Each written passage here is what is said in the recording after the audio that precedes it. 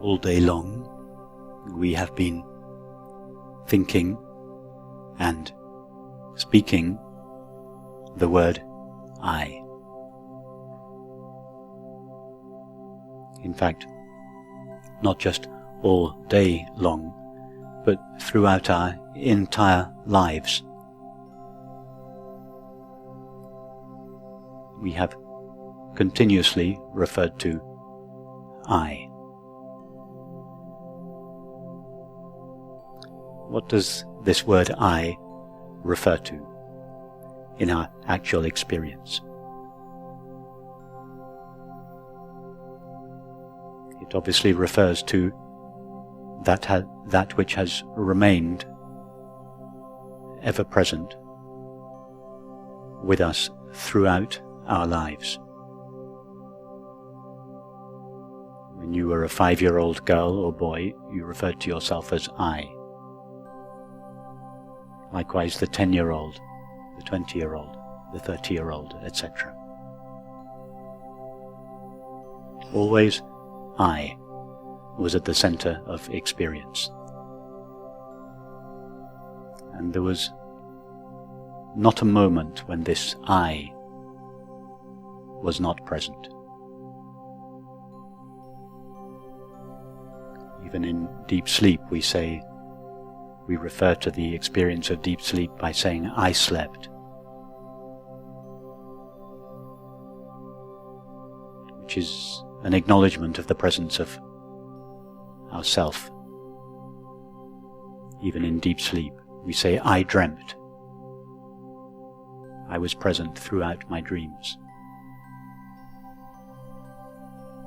And throughout the waking state, all experience is referred to our self, I. So ask yourself, what is it that has remained with me all my life? What is it that has never been parted from me for a single moment?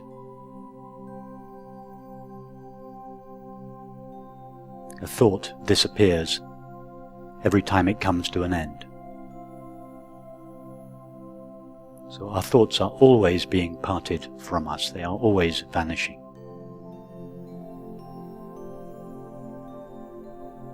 So I cannot possibly refer to a thought or an image. That is, it cannot possibly refer to the mind.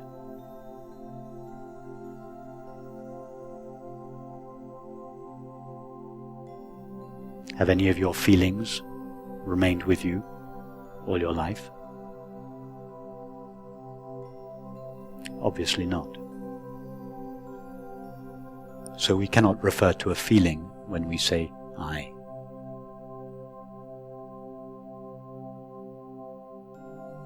Has your body remained with you as an actual experience all your life? No. All we know of the experience of the body is a collection of intermittent sensations and perceptions. No one has ever experienced a continuous body. All we know of the apparently continuous body are discontinuous sensations and perceptions. So I cannot possibly refer to a body.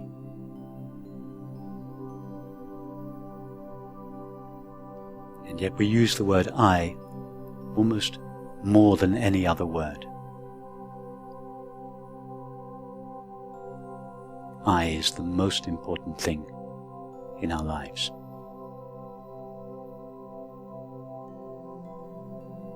And yet, strangely, we have a very vague idea about what this I is. So take the thought I now and just follow it until it takes you to whatever it refers to. For instance, if I were just pause there for a moment, if I were to suggest to you, take the word traffic and follow that thought to its referent. Our attention would all go in roughly the same direction, to the sound of the traffic.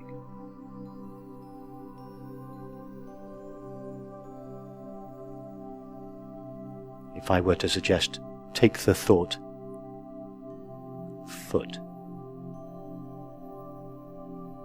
our attention would all go in a very specific direction towards the experience that we call my foot.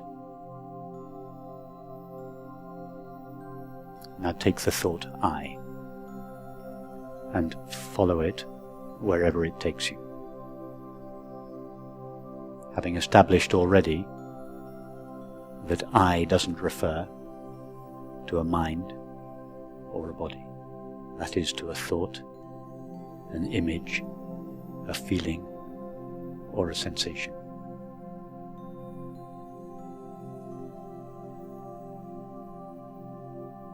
If we follow the thought I,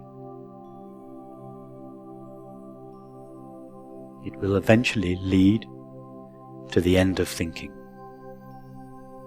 The thought I is like a doorway in the back of the mind. If we go through that doorway, if we try to follow thought through that doorway, it takes us out of the mind.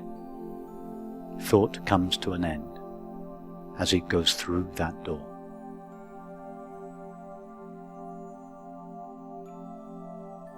Instead of following thought outwards towards the object or objective quality, trace it back in the opposite direction. And don't let it stop with any object. If you find yourself thinking, just ask yourself, where are my thoughts going? They will always be going away from yourself towards an object or an objective quality. Just gently turn round and follow the thought back in the opposite direction, to the source out of which it has arisen. Follow it back through that empty door in the back of the mind. All that remains when we have passed through this door, it's just an image, of course, at the back of the mind is pure objectless knowing, the stuff out of which all thinking is made, but not the thinking of anything, just pure knowing, pure awareness without an object, pure consciousness.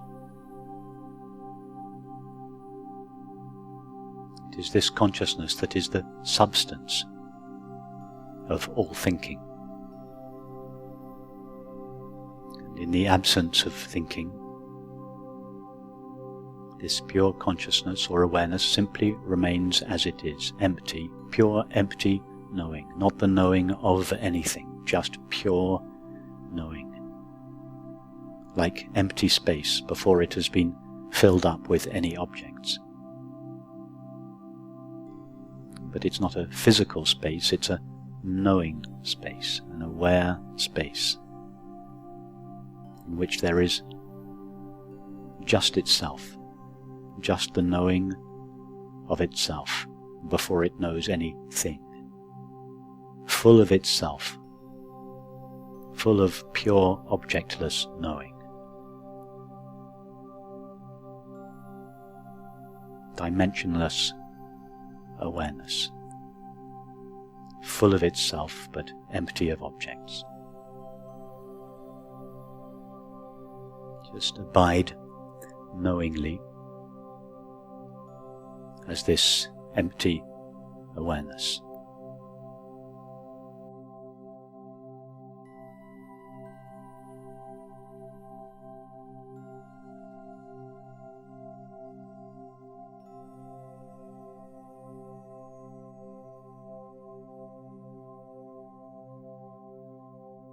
So I've been doing the trying to turn attention on myself, and then quite often I get quite confused because sometimes there's no one there and I realize there's no one there, but then obviously someone's realizing no one's there. Yes. So yes. I kind of just drive myself a bit nuts sometimes. Yes, okay. You see, this phrase, we have to be careful with this phrase, turning your attention on yourself, because it suggests that first of all you're shining your attention towards an object, like you are now giving this body your attention. Yes. And it's an object. Yes. And then we hear, okay, now turn that focus of attention around and shine it back on yourself. And we think, okay, we'll shine it back on myself and I'm going to find myself as a different kind of object. So we start looking for this self that we're turning our attention towards. And it's not like that. Because our self is the source from which our attention is proceeding. Our attention, the light of knowing, is coming from ourself, shining towards the object. So replace the phrase, turn your attention around upon itself, with the phrase, allow your attention to relax back into itself, to fall back into itself. Yes? You imagine the sun shining on an object, and then instead of telling the sun to turn round and shine on itself, which it can't do, you just say to the sun, relax the focus of your shining.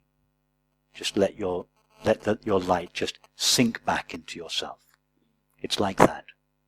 Think of it more like that. It's just a relaxation of the focus of your attention. The word attention comes from two Latin words, a and tendere, which means a, to, and tendere, to stretch. It's a beautiful meaning of the word attention. It means to stretch yourself towards the object. We go outwards from ourselves towards the object, yes? So what we're talking about here is just the relaxation of that stretching. You imagine a piece of elastic, you stretch it towards the object, and now it's like saying, just let the attention come back. And when it comes back to its source, the elastic is no longer stretched. Yeah? In other words, it's no longer attention, because it is no longer attached to an object. So attention, when it is no longer shining on an object, it sinks back into its source and is revealed as pure awareness. That's what attention is, pure awareness when it is no longer focused on an object. Almost like a sigh of relief. Like a sigh of relief. Exactly, it's like a sigh of relief. It's like, and you can feel it even. When you do this, you can even feel a relaxation in the body. There's a kind of softening. Yes. It's a letting go of this tension of stretching yourself towards an object and holding on to the object. Yes, exactly. It's a kind of relief. That relief is the peace of your true nature. And then you get used to living there. From time to time, practical life will require your attention to go out towards an object. That's fine. You just go out. You attend to the object for as long as it is necessary, and then you just allow your attention to flow back to its source. And you go out again, you deal with whatever it is, and you just allow it to flow back to its source. What we normally do, in between visiting each of these objects, in between all those objects, we manufacture a separate self that exists in between each of these objects. So when our attention is not busy with the object, it rests on the self that we believe and feel ourselves to be. And in this way our attention never, or very rarely, truly sinks back into the heart, into ourself. So just get used to this falling back, this sinking back of the mind into the heart. Get used to just abiding there. And gradually, in most cases, our true nature, it slowly reveals itself to itself. Its qualities begin to reveal itself to itself. It's like going into a dark room. To begin with, it all seems to be just dark, but after a while, slowly you become acclimatized, and you begin to be able to make out objects. It's like that. We become acclimatized to abiding in our true nature, and its qualities begin to shine in our experience. Its qualities of peace, undisturbable peace, freedom.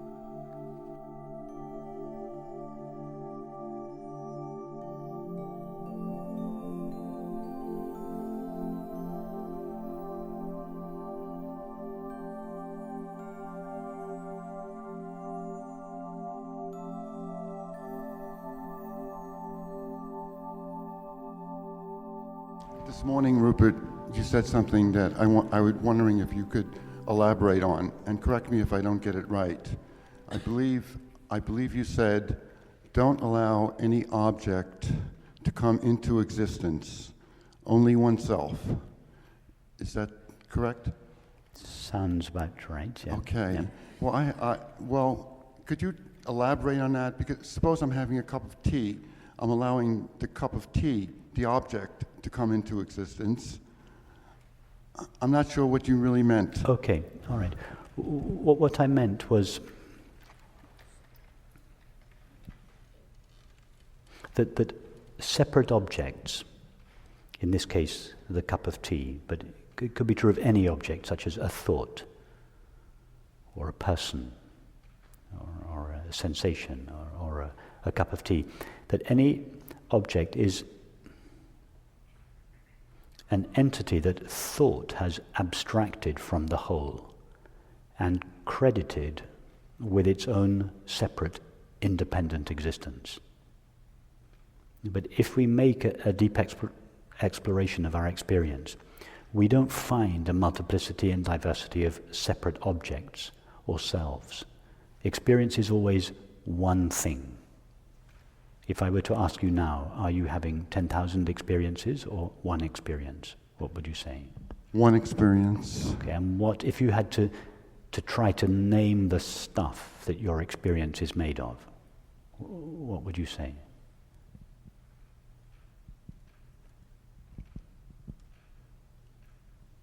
Knowing or consciousness? Perfect.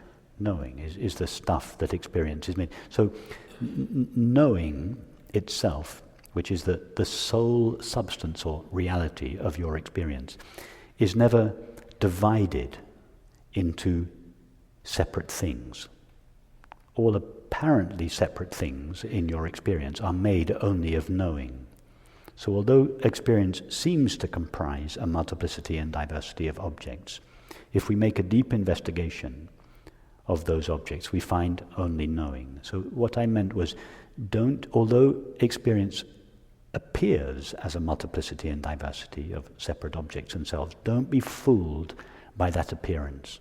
See through the appearance to the single reality that all apparent objects share.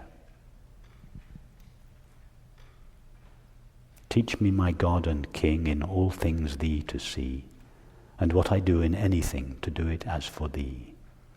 A man may look on glass and on it stay his eye, Or, if he pleaseth, through it pass, and then may heaven espy. That's George Herbert. Teach me, my God and King, in all things thee to see, to look through all things, the multiplicity and diversity of things, and see only God's infinite being.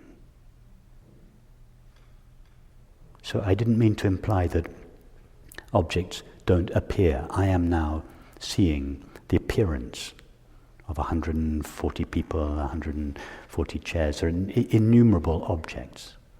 But if I explore the reality of my experience, all I find there is knowing. So I'm not denying the ordinary appearances of everyday life, or suggesting even that they shouldn't be attended to appropriately. But I'm just suggesting that whilst you deal with the apparent objects of experience on the surface, behind that, so to speak, you hold in your heart this remembrance that everything shares its existence, and that the amness of yourself, the selfness of yourself, is one with the isness or the objectness of things.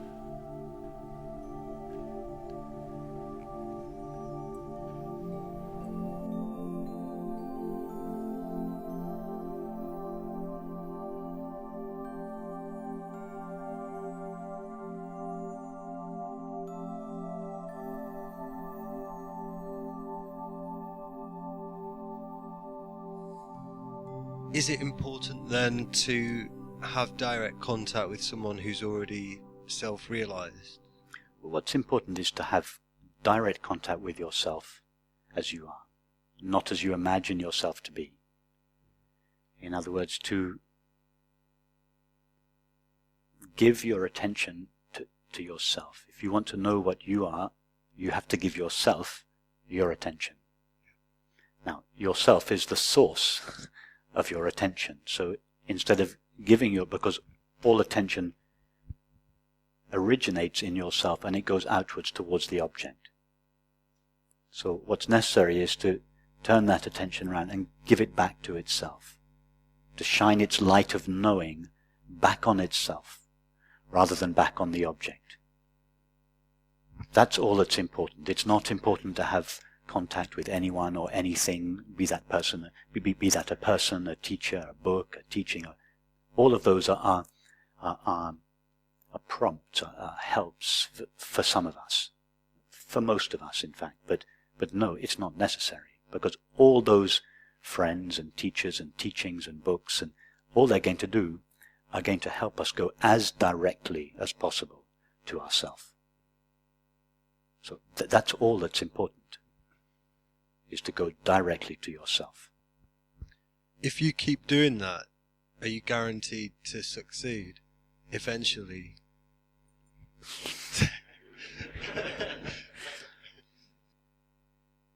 You see, when you say, if you keep doing that, you betray your belief that to do that is an activity of the mind in time. And although this investigation into our true nature may be initiated by the mind and may start as an activity of the mind, it very quickly ceases to be an activity of the mind. Because to abide as the presence of awareness is nothing to do with the mind, and therefore it is not in time. So it is not something that one continuously does or ceaselessly does, because it's not a practice of the mind in time.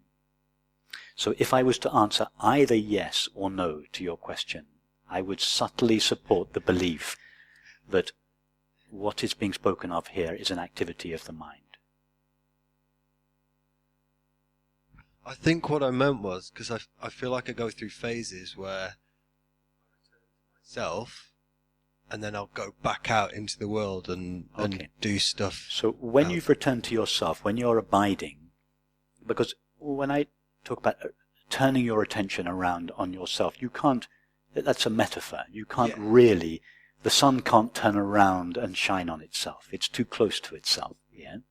So when I say you turn your attention around on yourself, it's only that phrase is only said in reference to our previous activity of turning our attention towards the object. As a concession to that activity of turning towards the object, the teaching says, no, turn round and turn towards yourself. But we very quickly discover we can't turn towards ourself. If I was to ask you to stand up now, I'm talking physically now, and take a step towards yourself,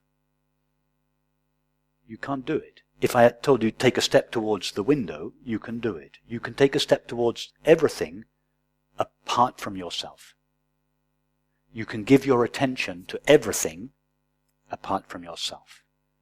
Because when your attention turns round on itself, it ceases to be attention. Yeah? Do you understand?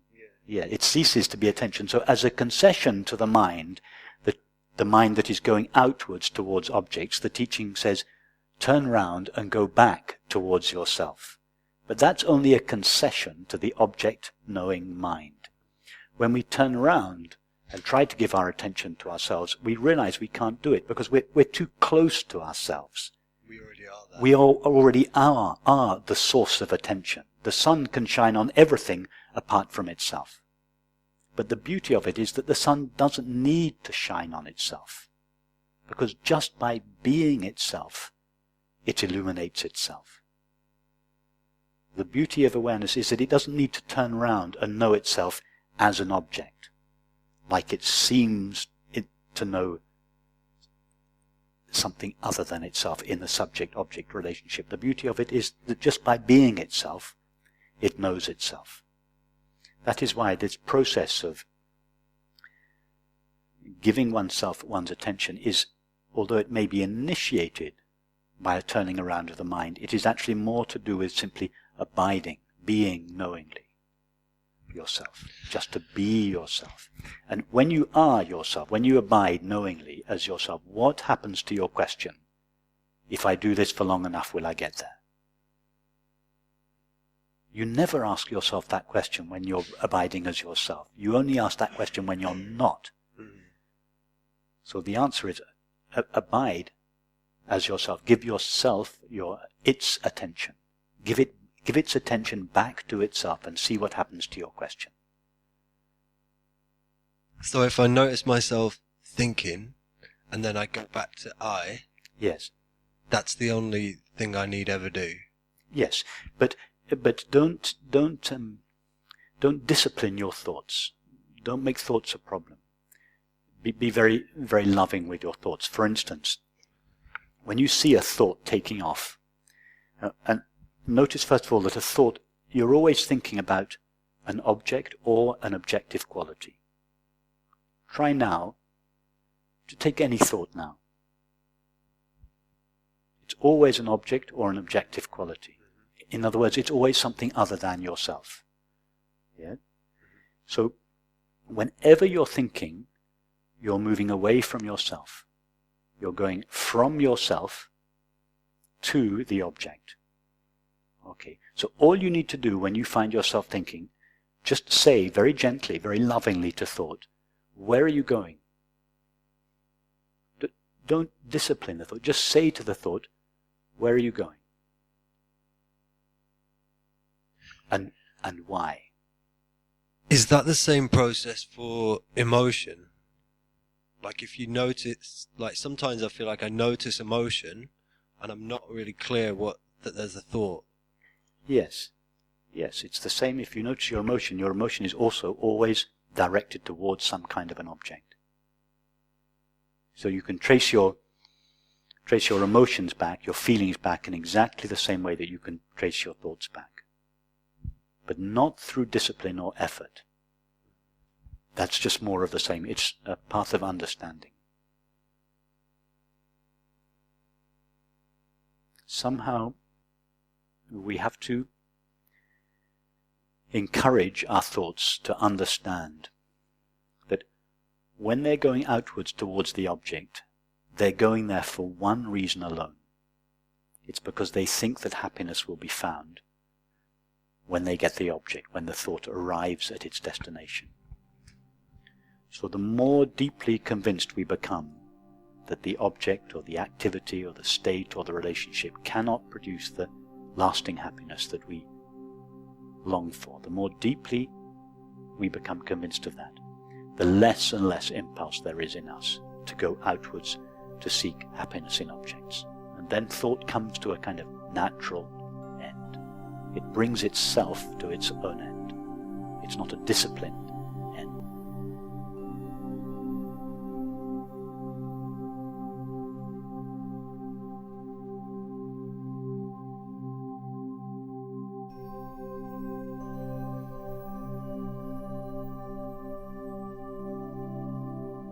If thought turns its attention away from the objects which it seems to know,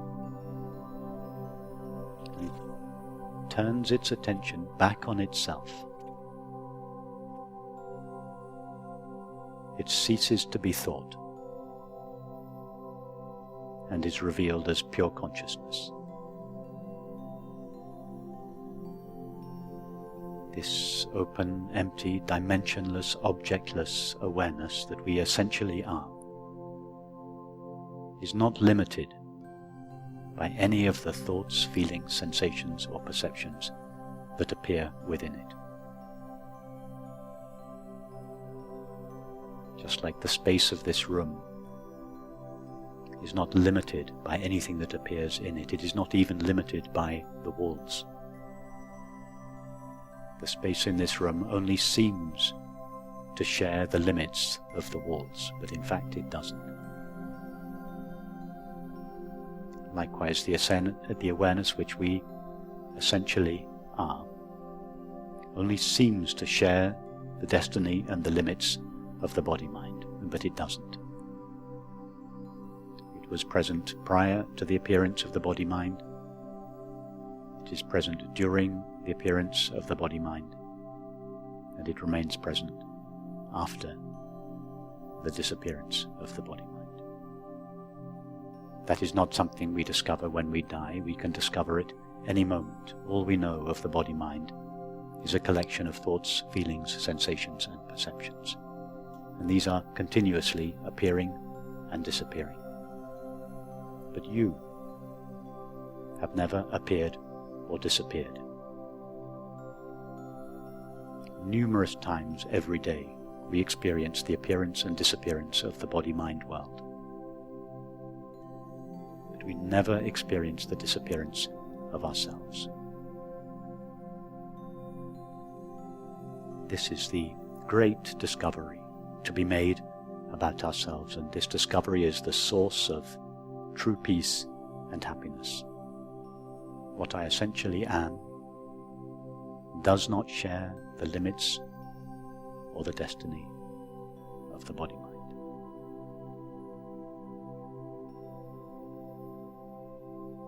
And until we have made this discovery about ourselves, we cannot really know what anything truly is, because everything appears in conformity with our belief about ourselves.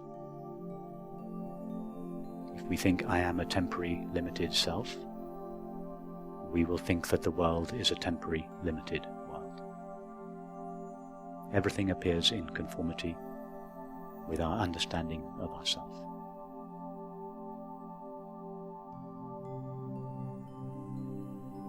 So in order to understand what anything truly is, we first have to understand what we truly are. And the only way to understand or know what we truly are is to give ourselves our attention. To turn our attention away from the objects which we seem to know and shine the light of knowing back upon itself.